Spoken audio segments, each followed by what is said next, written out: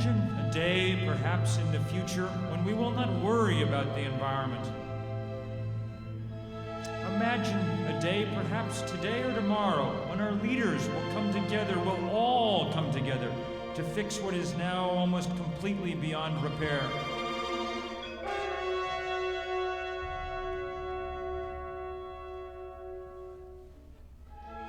Imagine that our youth will hear our stories about global warming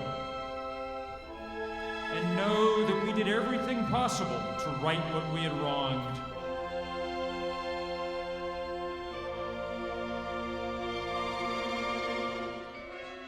I think why I'm really excited about the whole project is because it intermingles, choral writing and narration and orchestra, which is amazing, but also because I use texts from all over the world. I use poems by people like James Joyce and Wendell Berry, and also quotes from everywhere from Einstein and Gandhi to ancient quotes from different parts of the world. And to intermingle all that stuff and combine it, I think is really powerful because it shows that these issues have been thought about throughout time.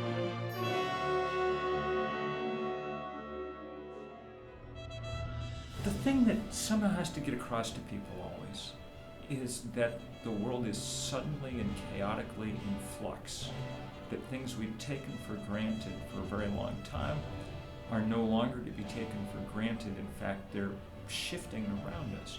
And music is a particularly good way to kind of get that across, because you can have those beautiful and serene moments that very quickly give way to the anguished chaos, and that's what's happening on this planet. So I think the point is, at least for me, with this is to give people an emotional connection, right, not just a logical, cerebral one.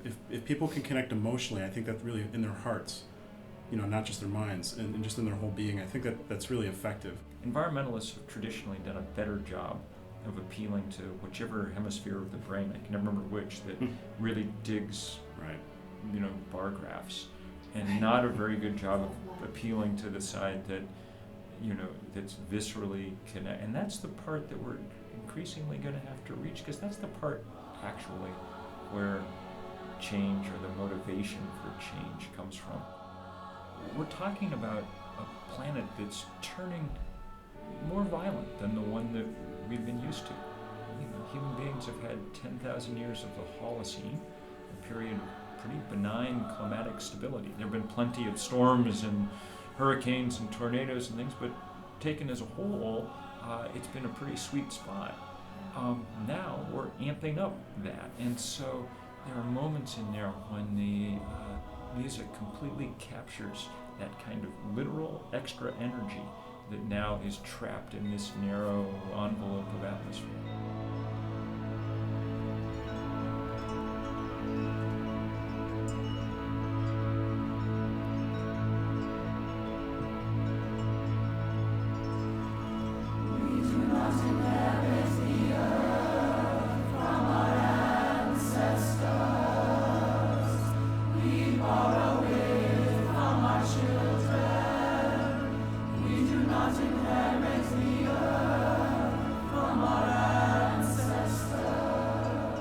The emotional thing, like the magical thing about this is that a lot of them, you are their children.